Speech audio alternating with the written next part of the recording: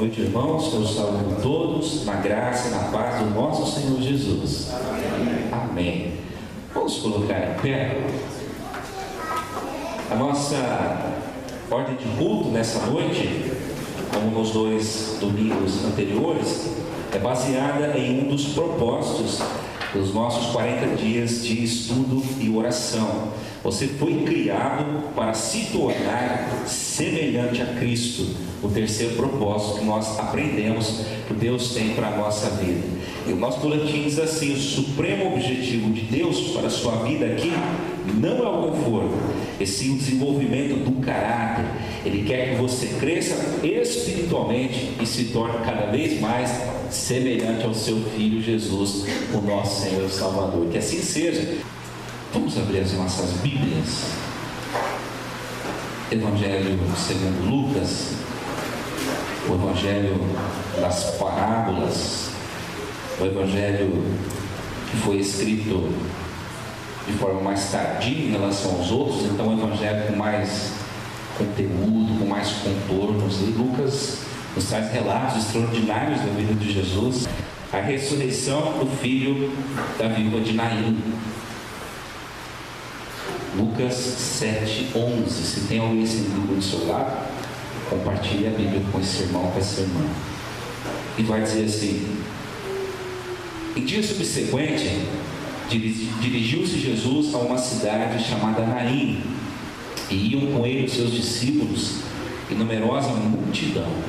Como se aproximasse da porta da cidade, eis que saiu o enterro do filho único de uma viúva, e grande multidão da cidade ia com ela. Vendo-a, o Senhor se compadeceu dela e lhe disse: não choras. Chegando-se, tocou o esquife, e parando os que o conduziam, disse: jovem, eu te mando, levanta-te. Sentou-se o menino que estivera morto e passou a falar, e Jesus o restituiu à sua mãe. Todos ficaram possuídos de temor e glorificavam a Deus, dizendo: grande profeta se levantou entre nós, e Deus visitou o seu povo. Essa notícia a respeito dele divulgou-se por toda a Judéia e por toda a circunvizinhança. Amém. Mesmo assentados, eu vou pedir para você fechar os seus olhos mais uma vez. O tema da nossa meditação de hoje é triunfando sobre o impossível, triunfando sobre o irreversível. Irmãos, é algo que todos nós vamos combinar. A vida é uma experiência repleta de lutas. Se você discorda, eu acho que a sua vida é muito diferente da minha, é muito diferente da vida dos outros 7 bilhões de habitantes que estão caminhando sobre a face da terra. Todos nós temos lutas. Em maior ou menor grau, todos nós enfrentamos lutas. Todos nós lutamos muito na vida, em áreas diferentes, lutas diferentes. Há quem lute pela família, por uma família que está se esfacelando, por um filho que está se complicando na caminhada da vida, por um neto que você criou com amor e que hoje se complica metendo os pés pelas mãos. Há quem lute, não sei, para um relacionamento ser restaurado. Há quem lute na vida financeira, dificuldades, escassez de recursos, a crise que traz 13 milhões de desempregados. Há quem lute para ter o pão de cada dia, para comer todo dia. Há quem coma o pão e tome água. Há quem está lutando com isso. Há quem lute na vida ministerial, igrejas que lutam, pastores que lutam, ministérios que vão lutando diante dos desafios, diante do secularismo, diante da irreverência, diante desse tempo tão complicado em que a gente vive. Há quem lute contra a enfermidade. Aí a enfermidade, tenha comigo, é aquela visita indesejada. A gente não está agendado com a enfermidade, ninguém fica esperando. Esse ano eu quero ter pelo menos 2 motivos para ir ver o meu médico. Deus me livre e guarde. Mas a enfermidade é assim, ela vem, chega, se instala. E a enfermidade, quando se instala, quando ela se aninha, ela tira o sossego de todo mundo. Quer ver uma coisa que bagunça a nossa rotina, que deixa o coração abatido? A enfermidade prolongada. Há quem esteja lutando contra uma enfermidade prolongada, uma depressão, um câncer, não sei, uma diabetes que não se regula, que não se assenta, um colesterol que não vai para o lugar. Enfim, meu irmão, todos nós lutamos na vida por razões diferentes, mas observe, todos com o mesmo intuito. Nós lutamos para vencer, ou você luta para perder. Nós sempre lutamos acreditando que um dia finalmente acontece e as coisas mudam, que um dia finalmente Deus diz amém para a nossa oração e a coisa muda de figura e a situação se resolve e o triunfo vem, e o coração vai descansar e a vida vai assentar. Lutamos para vencer, acreditamos que alguma coisa pode acontecer e a gente segue insistindo, segue lutando, segue orando, segue clamando, mas de repente a gente não luta mais. Opa, voltam aqui que acho que está acabando a vida, você controla para mim? Tem uma hora que a gente não luta mais, ou que a gente se sente cansado, sabia disso? E a gente às vezes se cansa de lutar. Quando que a gente cansa de lutar? Quando o sentimento de irreversibilidade toma conta do coração, quando a gente para e presta atenção nas coisas e acha que está demorando demais para acontecer, e a ideia que vem à mente é o seguinte: o que está colocado não muda, o que está sobre a minha vida não muda, o que está imposto não vai embora, não acontece. Então, se eu não acredito mais, eu não tenho mais forças para lutar. É mais ou menos aquele cara que faz um tratamento já há 4, 5 anos, volta no consultório para abrir o exame e o médico fala: olha, meu amigo, notícia ruim, o tumor voltou. A ideia que vem na mente é: meu Deus, de novo, a minha vida é só luta, a minha vida é só dor, a minha vida é só insistir com esse problema, a minha vida é só, meu Deus, dar murro em ponto de faca, a minha vida é só chorar, é só lamento. Quando esse sentimento que não muda toma conta do coração, nós não temos mais forças para lutar. O sentimento de irreversibilidade não tem jeito. Isso acontece desde sempre. Vou dar um exemplo para você: o profeta Elias. Lembra dos milagres de Elias? Elias fez milagres tamanhos que quando Jesus mandou perguntar quem que as pessoas achavam que ele era, boa parte do povo disse o Senhor, que Jesus era o próprio Elias que tinha ressuscitado, porque os milagres eram muito semelhantes. Elias, meu irmão, foi lá dentro do palácio, deu de dedo na cara da rainha mais maligna que tinha naquela época, Jezebel, deu de dedo na cara do rei Acabe, idólatra, corrupto, disse: Deus não está feliz, a terra é corrupção, maldade, violência, Deus vai pesar a mão sobre essa nação, não vai chover 3 anos. Não choveu. Quando Elias volta lá e fala assim: Acabe, agora vai chover. Choveu. Durante esse tempo de seca, Elias sobreviveu à fome, viu milagres, viu maravilhas, ressuscitou inclusive o filho de uma viúva que havia morrido. Meu irmão enfrentou os 450 profetas de Baal, matou os 450 profetas, exterminou, porque o que estava em jogo ali, quem é o Deus verdadeiro? Baal ou Yahvé, ou Javé, ou Deus dos exércitos? O Deus dos exércitos consumiu o holocausto, ele era o Deus verdadeiro. Então, se ele é o Deus verdadeiro, exterminemos aqueles que querem o Deus falso. E aí, meu irmão, sabe o que Elias queria? Elias esperava, ele cria piamente, quando os profetas de Baal fossem desmascarados, Israel rejeitaria o balaísmo e havia uma revolução. Mas quando, depois de tudo isso, ele recebe a notícia de que Jezabel estava no trono reinando, e não só reinando, mas agora colocar a cabeça de Elias a prêmio, porque o recado que ela manda é o seguinte: os deuses me amaldiçoem se até amanhã, nesse mesmo horário, eu não fizer com Elias o que ele fez com os meus profetas. E aí esse homem corajoso, cheio da unção de Deus, cheio do Espírito Santo de Deus, o que ele faz? Bate em retirada, mas não uma retiradinha qualquer. Ele não dá uma voltinha e fala assim: eu vou ali tomar um refresco para refrescar, volta aqui para combater esses caras. Meu irmão, quando o sentimento de irreversibilidade toma conta de Elias, ele corre para o deserto, corre para uma caverna, e lá na caverna, sabe como é que ele ora? Deus, sou sozinho, cansado, desanimado e não quero mais viver, tira a minha vida. Por 3 vezes, meu irmão, dentro da caverna, quando Deus questiona ele, o que ele estava fazendo ali, porque ali não era o lugar dele, ele responde a mesma coisa: me sinto sozinho, desanimado, aflito, para mim acabou, tira a minha vida. Irmão, Pedro, até o momento em que Jesus não havia sido capturado, ele tinha uma esperança que Jesus seria o Messias guerreiro, Pedro era zelota. Os zelotes eram o partido nacionalista, queria a revolução armada, até o momento onde ele corta a orelha de Malco, lembra? O soldado do Sinédrio, e Jesus fala assim: pera, para, não vai ser nada pela espada, e cola a orelha lá do homem de volta. Na verdade, ninguém dá uma espadada para cortar a orelha, mas Pedro queria cortar a cabeça.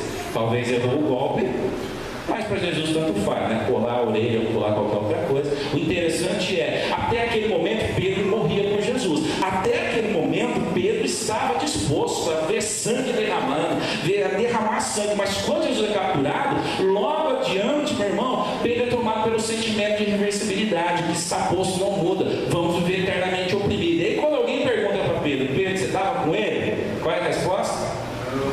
Não, Pedro desiste de lutar.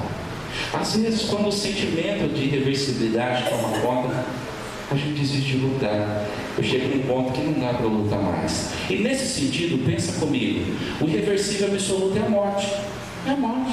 Porque quando o lutador morre, acabou, não dá para lutar mais. Quando o lutador se esforçou, se preparou, meu irmão, se degladiou com a vida, com os problemas, mas morreu, acabou. E o texto nos diz do irreversível por excelência, a morte. E quando a Bíblia nos diz que o filho único de uma viúva morreu, dá para você vislumbrar o tamanho da tragédia. Duas coisas acontecem. Primeiro, não é a primeira vez que ela lida com essa situação, porque ela era uma viúva. Então, no mínimo, pelo menos uma vez, ela já tinha experimentado a situação do irreversível, dessa dor, da frustração, do sonho que não dá em nada, da lágrima incontida. Meu Deus, e interessante, meu irmão, um dos detalhes da repetição na nossa vida é que a repetição gera uma escrita. Quando as coisas se repetem, vem aquela ideia assim: puxa, não muda nunca. Puxa, por mais que eu faça, nada acontece. E é exatamente o que acontece na vida dela. A repetição sugere uma escrita: o seu destino é ficar sozinha para sempre. O marido já morreu, agora o filho morre também. A repetição sugere para ela que a vida dela é solidão. A repetição traz uma escrita ruim, dizendo assim: você não tem sorte nenhuma, você não é abençoada, você parece ao contrário, amaldiçoada, porque todos que são importantes e que você ama são arrancados de você. É uma tragédia. Mas é uma tragédia também, se a gente parar para pensar, porque a solidão sugere perda de sentido, e a solidão rouba o sentido da vida. A única coisa que eu tenho medo nessa vida é da solidão. Aliás, a gente precisa orar para Deus corrigir isso, né? Eu preciso orar, porque a gente está aprendendo também no livro que sozinho a gente nunca está. Mas por pequenez de fé, às vezes nós nos sentimos muito solitários, não é assim? Muito solitários. Eu me lembro na época do seminário, não tinha dinheiro para viajar, e quando era feriado prolongado, meio de semana, os meninos viajavam na quarta, tinha que ficar quinta, sexta, sábado, domingo, segunda até meio-dia quando começava a aula. Sabe o que eu fazia? Eu ligava a televisão bem alto, para qualquer canal lá, para ouvir alguém conversando dentro da casa, porque a solidão sempre me incomodou. A solidão parece que tira o sentido. E meu irmão, naquele momento ela está solitária, que a mulher tinha tudo e de uma hora para outra não tem nada. Porque quem tem filhos quer ter o que na sequência? Quem quer ter o quê? Netos. Ontem eu fui embora de carona aqui com uma irmã, eu, o Arthur, né, a Helena e a Cris. E a Helena estava conversando com a Cris, e eu bem quietinho lá atrás, né, para não ter fama de que fala demais. E elas conversavam, e a Helena falou: olha, falta pouco para a Sofia chegar. Quem tem filhos pensa nos netos, você quer ver a carinha, você quer ver o rostinho. O primeiro coração é um choque, a gente quase cai de costas, né? Quando solta o som daquele coração, parece um ressoar de trovoada daquilo, né? Eu lembro quando eu ouvi o som do coração do Arthur pela primeira vez, chorei igual uma criança lá dentro da sala, né? A Larissa não chorou e eu chorei, né? Se emocionou, mas eu chorei, né? E eu lembro, e aí né, a Cris, admitindo que o tempo vem para todo mundo, falou assim: eu fico imaginando, acho que logo também sou igual. Porque os filhos vão crescendo, né? Os filhos vão crescendo, né? E a ideia é que você um dia vai ver as gerações se perpetuando, e não é o caso dessa mulher mais. Toda a projeção familiar, todo o sonho vai ser enterrado com aquele menino. Acabou. Todo o projeto de vida se enterra com esse filho único. O pai foi, enquanto tinha um filho, tinha esperança, mas, meu irmão, qualquer tipo de alegria, qualquer sentimento de ver a casa cheia, de ver a vida vibrando novamente, morre com aquele Senhor. E aí então ela sai para enterrar, porque não podia enterrar dentro da cidade, o povo era cheio de coisas, não me rega, não me toque, era impuro enterrar na cidade, então ela sai com a multidão. E aqui uma outra coisa para a gente observar, né? Essa multidão também chama a atenção da gente, porque essa multidão é gente identificada na mazela. Para pensar, mas você já prestou atenção como é fácil a gente se identificar com gente que também está na mazela? Eu não sei se já aconteceu com você, vou dar um exemplo. Quem faz tratamento aqui, um tratamento contínuo de saúde, não estou perguntando o quê, mas quem faz um tratamento contínuo de saúde? Amigos, alguns irmãos. Mas já reparou que quando você chega nesses lugares, você vai fazendo amizade com todo mundo? Eu me lembro quando eu acompanhava minha mãe no centro, né, no centro lá do tratamento oncológico de São José do Rio Preto, eu conhecia todo mundo. Conhecia o tiozinho que tinha caído a orelha, conhecia o outro que tinha caído o nariz, conhecia o outro que já tinha amputado a perna. É interessante como a gente vai se identificando na mazela e começa uma conversa assim: o que você tem? Ah, eu tenho um câncer aqui, já foi para lá, já foi não sei para onde. E aí a gente começa a usar os mesmos jargões que os médicos usam, né? O que você tem? Linfoma não Hodgkin de pequenas células. Eu não tinha noção do que era isso, mas a gente vai se identificando. Parece que aquele povo ali vai ser o nosso povo. A gente conhece a cara de todo mundo, e quando a gente está em apuros, a gente se identifica com outros que estão em apuros também. Um pai e uma mãe que luta pelo filho drogado começa a perceber quantos pais e quantas mães lutam por um filho drogado. Meu irmão, alguém que enfrenta um divórcio começa a perceber quantas famílias também enfrentam um divórcio. Alguém, sei lá, que enfrenta um desemprego. No deserto a gente se identifica. Quando Davi fugiu de Saul, meu irmão, ele encontrou muita gente no deserto e foi líder de milhares que estavam no deserto. Só que essa multidão que se identifica na mazela não permanece, ela não se sustenta. Eu estava pensando, às vezes a igreja é assim, um monte de gente que se identifica na mazela, né? Um tem problema na família, o outro está com problema na empresa, o outro está com problema com o filho, o outro com isso, o outro com aquilo. Só que não dá, a igreja não pode ser só isso. A igreja tem que ser gente que se identifica no propósito. Porque se nós nos identificamos só na mazela, uma hora a gente se estranha, porque quem se identifica pela mazela quer só para si, não consegue ver a dor do outro, quer só para si, porque a sua dor dói mais, a sua ferida dói mais. Mas gente identificada no propósito, ainda que a sua mazela permaneça, continua junto. Ainda que a sua mazela não seja respondida, não seja aliviada, continua junto, porque tem um propósito.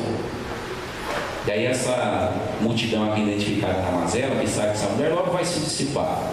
Mas quando ela está saindo com essa multidão, ela encontra uma outra multidão. A multidão que tem propósitos, a multidão que vem com Jesus. E não é porque Jesus aliviava para esse povo, não. Porque de vez em quando Jesus fazia um sermão para esparramar a brasa. E ele fez um sermão tão duro, um pouco antes de ir para Jerusalém, que alguém falou assim: olha, essas palavras são duras demais, quem pode te seguir? E o povo se retirou. E ele olhou para os discípulos e disse: o quê? Se é duro demais para vocês, vão embora vocês também, pode ir. E alguém disse: para onde nós vamos? Só o Senhor tem palavras de vida eterna. E aí, meu irmão, as multidões se encontram. A viúva, no seu irreversível absoluto, uma história que se repete, que diz: a sua vida é só solidão, choro e lágrima. Essa multidão reunida na mazela, gente que vai junto ao sofrimento, e há um choque, porque aí Jesus vem, e algumas coisas interessantes acontecem, e algumas coisas que nos animam o coração. Eu acho que a primeira coisa que a gente aprende, meu irmão, é que Jesus sempre triunfa sobre o irreversível. Jesus sempre triunfa sobre o impossível. Quando as suas multidões se encontram, Jesus entra em cena. E ele entra em cena de um jeito extraordinário, porque aquela mulher não tem forças nem para pedir milagre para Jesus. Ela não pede. Você percebe que Jesus de Nazaré está chegando lá. Ainda bem que esse, cuja fama correu, está chegando lá, eu vou aos pés dele. Não, meu irmão, nesse momento, o supremo irreversível tomou conta dela, dos seus sonhos, da sua esperança, e nem clamar para Jesus, ela clama. A Bíblia nos mostra pais e mães que pedem coisas para Jesus. Aquela mulher sirofenícia vai para Jesus e fala: Senhor, abençoa minha filha, porque tem um demônio lá que está judiando dela. Aquele outro pai que vai a Jesus fala assim: Senhor, abençoa meu filho, que o demônio joga ele na água, joga ele no fogo, joga no chão. chão, agita o menino para lá e para cá, quase mata o menino. Aquele outro pai chamado Jairo vai a Jesus também, enquanto sua filha estava doente, mas eles vão porque a chance de mudança ainda era real, ainda o irreversível absurdo não havia se instalado, e esses pais procuram então Jesus, mas essa viúva não tem mais esse sentimento, acabou, não tem mais esperança, o menino está morto. Vou pedir o quê? Acabou. Então, meu irmão, é interessante, isso aqui é apaixonante no Evangelho. Quando eu sou incapaz de mover uma palha para me ajudar, Jesus toma toda a iniciativa. Quando eu e você, meus irmãos, somos encurralados pelo irreversível absoluto, nós não precisamos sequer pedir. Jesus está atento à nossa dor. Quando nós, irmãos, não sabemos para onde ir, não sabemos nem como orar, a Bíblia diz que o Espírito Santo intercede por nós, por gemidos inexprimíveis. Talvez na caminhada da vida, vez ou outra, nós começamos a acreditar que a história que se repete diz que nada acontece. Mas quando a gente olha para um texto como esse, é impossível não se comover com a compaixão de Jesus. Jesus é o Deus que vem de encontro. Jesus é o Deus que vem, meu irmão, para abraçar. Jesus é o Deus que vem para dizer, não chores. E é interessante ver Jesus dizendo para ela, não chores. Porque como não chora? Parece que Jesus é insensível, né? Há uma coisa horrível, e você, por favor, nunca faça isso. Porque de vez ou outra você vai ser tentado a fazer isso. Eu acho estranho quando alguém chega no velório e vê lá a mãe chorando, vê o pai chorando. O que a pessoa fala para o outro? Não chora não fica assim não. Ai, pega um copo de água para ela. Ai, não sei o quê. E na verdade parece que a gente tem um problema, né? Porque a gente não sabe lidar com o sofrimento do outro. Então o sofrimento dele nos constrange. Então a gente quer que ele pare de sofrer porque eu posso ficar aqui numa boa. Porque eu não sei o que fazer na agonia do outro. Então eu falo o que eu não devo falar. Não chora não. Como não chora não? O choro faz parte da cura do luto, da cura da doença, da cura da perda. Só cura tem as etapas. E o choro faz parte disso. E parece que Jesus está sendo insensível. Não chora não. Sabe, Jesus está dizendo para ela, não é importante, seu filho, não chora. Sabe o que é isso? Eu estou dizendo para ela não chorar pelo seguinte, porque para ele não há possíveis, impossíveis, irreversíveis. Jesus está dizendo para ela, não chora, porque eu sou capaz. Não chora, porque eu sou o Deus da vida. Não chora, porque eu posso todas as coisas. Não chora, porque as minhas promessas são vivas, eficazes, reais. Não chora, porque eu sou o Deus que faz infinitamente mais do que tudo quanto você possa pedir ou imaginar. Não chora, porque eu sou o pão da vida. Não chora. E ainda assim, vez ou outra, a gente chora. E talvez seja questão de saber que às vezes é momento de parar de chorar e confiar no Senhor. Parar de chorar e confiar em Deus. Tem muito crente que já foi tomado, meu irmão, pelo sentimento de irreversibilidade há muito tempo. Parou de lutar. Parou de lutar pela família, lutei tanto, não aconteceu.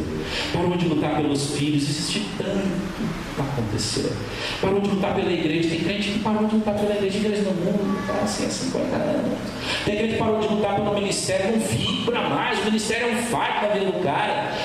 Não tem mais graça, toma automático, não vibra mais. Parou de lutar pelo próprio crescimento, parou de lutar pela sua espiritualidade, parou de lutar por encontrar propósito na vida. E aí, meu irmão, nós temos que nos fazer uma pergunta, porque quais coisas nós paramos de lutar, pelo quê, por quem, quando nós desistimos de lutar?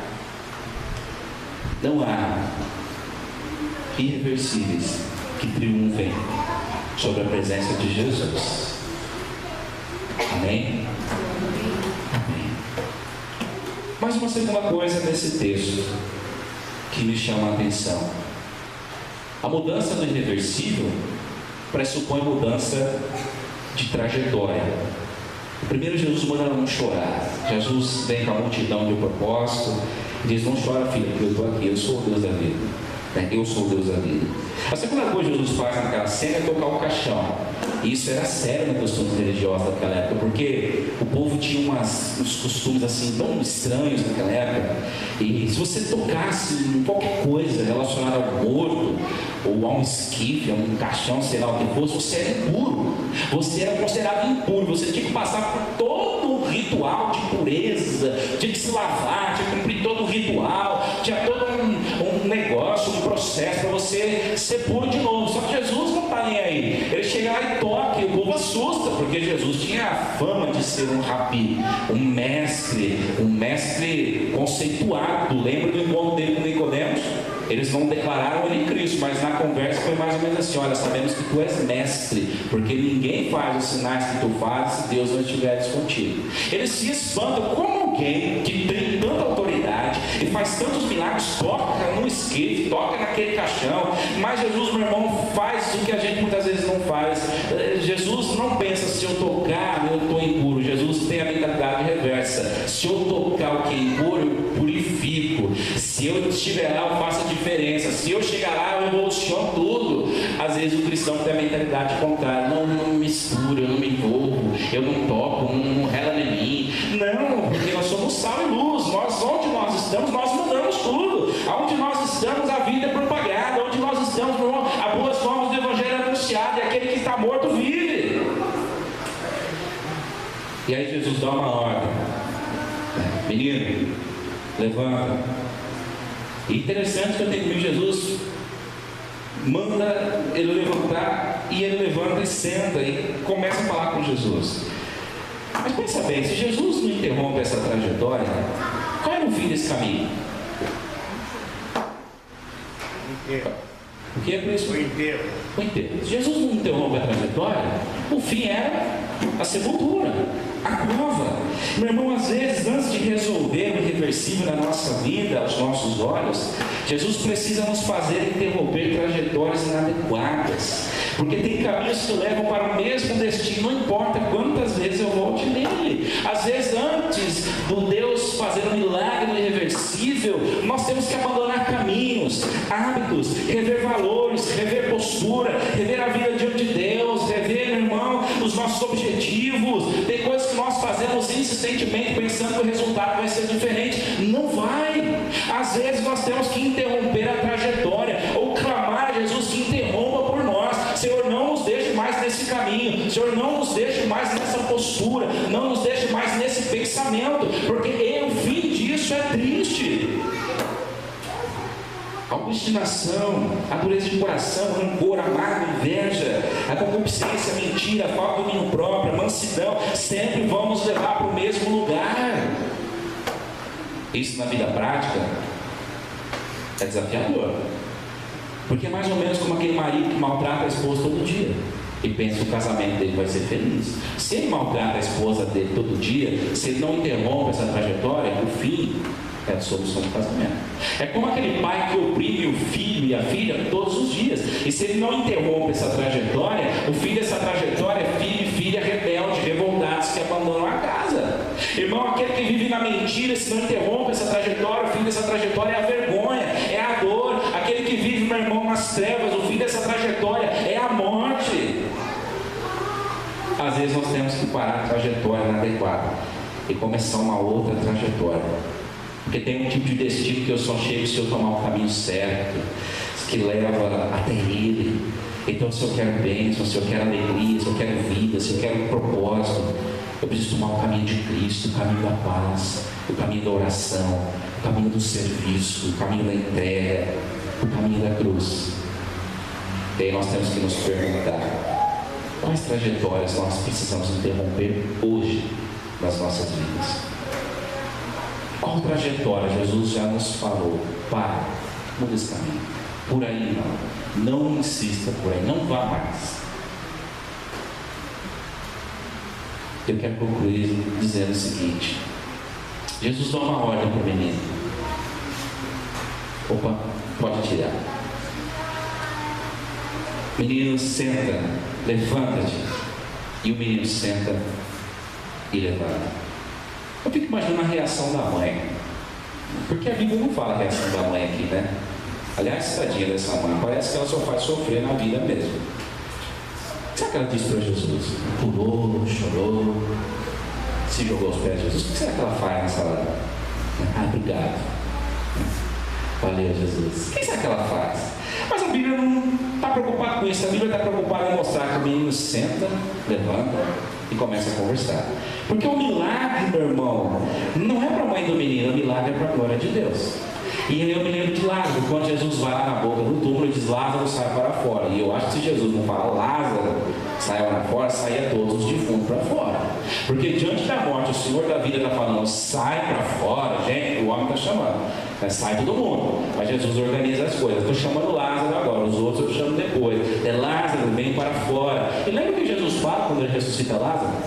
É para a glória de Deus. Esse milagre, essa morte não é para ser, mas é para a glória de Deus. O texto não relata, meu irmão, que esse menino morre, não fala se era pobre, se era rico. O texto fala que era o filho único, e quando ele levanta, ele segue e conversa, ele dá testemunho, ele começa a falar, ele dá sinais de vida. Aquele que estava morto agora reviveu mediante a palavra do Deus da vida. Porque o que está em jogo aqui, meu irmão, é quem esse milagre glorifica. E aí uma perguntinha básica: para que a gente quer milagre na nossa vida? Para glorificar quem? Para cumprir o propósito de quem? Porque a gente quer às vezes que Deus reverta coisas para nós nos sentirmos bem. Às vezes nós queremos que Deus dê milagres, mas para que a gente sinta a vida mais tranquila, mais suave. E a pergunta é, meu irmão, é para glorificar quem? Se Deus abençoa essa oração que você pede há tanto tempo, quem é glorificado com isso? Se Deus transforma o seu lar amanhã, depois de amanhã, quem é glorificado com isso? Toda a glória tem que ser do Senhor Jesus. E aí voou o livro de novo. Não é possível não ficar falando desse livro, não é porque ele fica impregnado na mente da gente. Sabe o que ele fala lá no capítulo que ele fala moldado pela provação? Ele fala assim que até na provação Deus tem um propósito. E que em todo propósito, por mais duro que seja, é Deus moldar o nosso caráter. Então, por mais que doa, a oração não é Senhor, afasta de mim, mas é Senhor, trabalha em mim. Será que os nossos irreversíveis são sempre para a glória de Deus? E aí Jesus restitui o menino à mãe e segue o seu caminho. Que você não se desanime diante das provas, das angústias. Todas elas estão contadas por Deus e todas fazem parte do plano de Deus para moldar o nosso caráter na imagem de Cristo Jesus, para nos ensinar, para nos acrisolar, para nos moldar, para nos ensinar a mansidão, nos ensinar a humildade, nos ensinar a dependência, nos ensinar a entender o que é caminhar em meio ao vale da sombra da morte e dizer: ainda assim não temerei. E acima de tudo, Jesus é o Deus diante da qual nenhum irreversível pode prevalecer.